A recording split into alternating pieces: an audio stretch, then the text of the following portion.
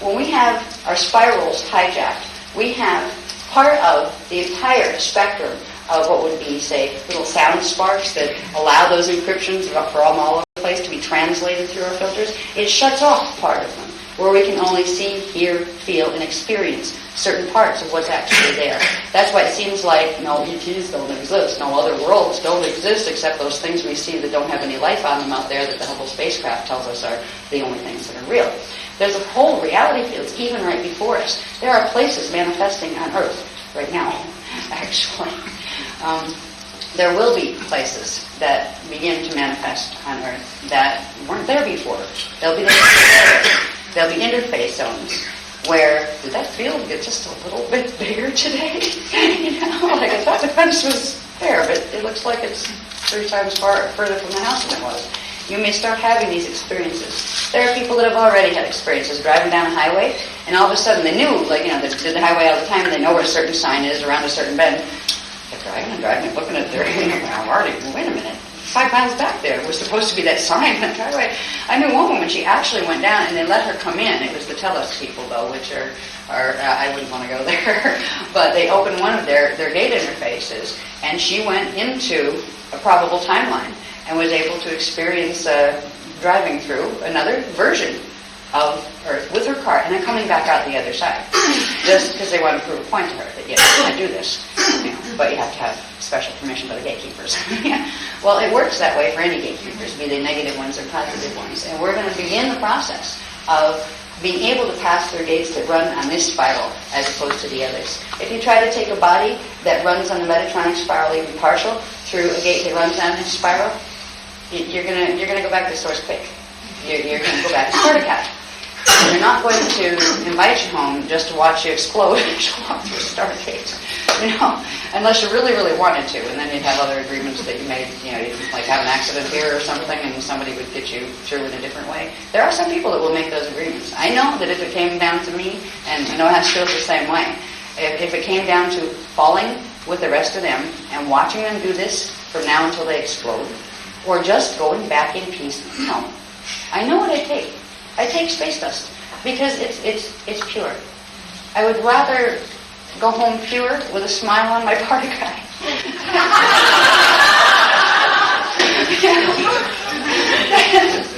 than get entangled in dramas that continually push you to try to compromise what you love most, which is understanding and feeling connected to God's source.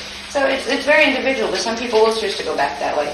But if we're going to, the people who want to do the E-LAi-sa host, to go back to the E-LAi-sa through a starfire cycle, we have no choice of starfire cycle. That's not like, well, maybe we can do it like in 20 years or something. No, it's going to happen. And we're either going to be able to ride the light that it brings, or we're not. And if we're not able to ride the light, we will be on the fall cycle.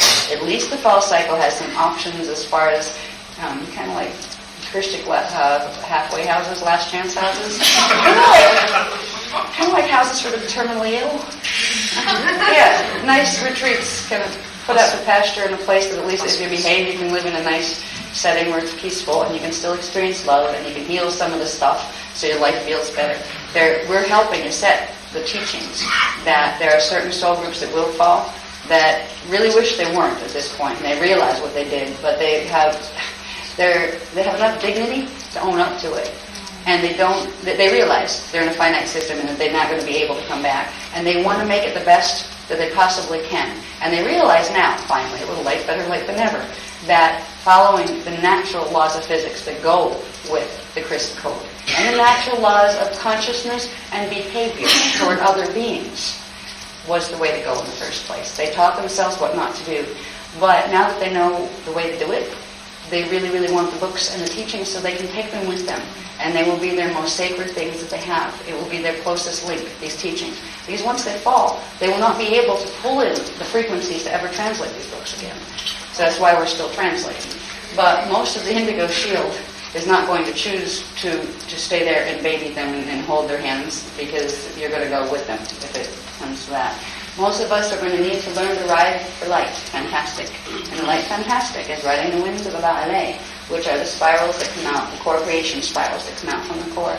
Because it's through those that When the return cycle comes, you need to be able to ride the return back in. And if you can't activate all the keys or the little encryption points within the tomes that those particular spiral constructions and the light balls that go with them are made of, you won't be able to, you'll drop the spiral at some point before finishing.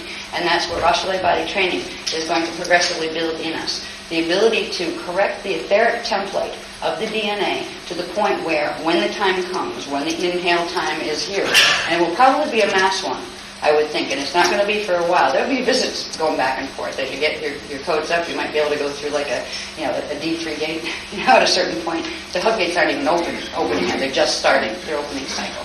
It also depends on when they open as well. You can't go through a gate until it opens either, even if you are ready and it isn't.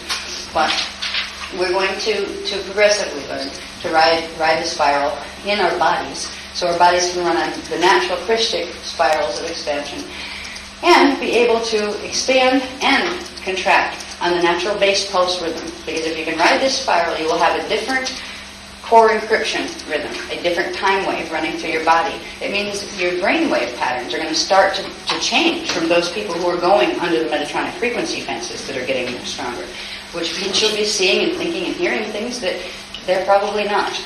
And it may get, probably won't until they get like 2008, 2011, that time frame.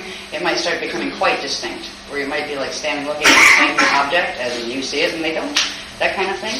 It can work in the other way too. You'll progressively not be as affected by Metatronic stuff, so you may find less and less issues with people, Metatronic people, plugging in, that kind of thing.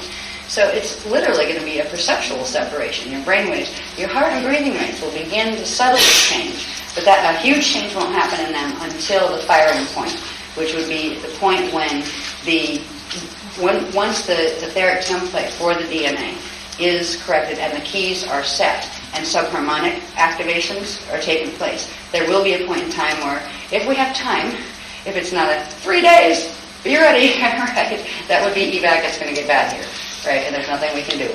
And if it came to that, they would transmit through the hub gates the frequencies that would run the planet, and anybody whose codes could fire, who could fire the keys, they would fire, and they would be able to go into Rationale state, just angular rotation of particles spin, and ride the inhale into the E-LAi-sa.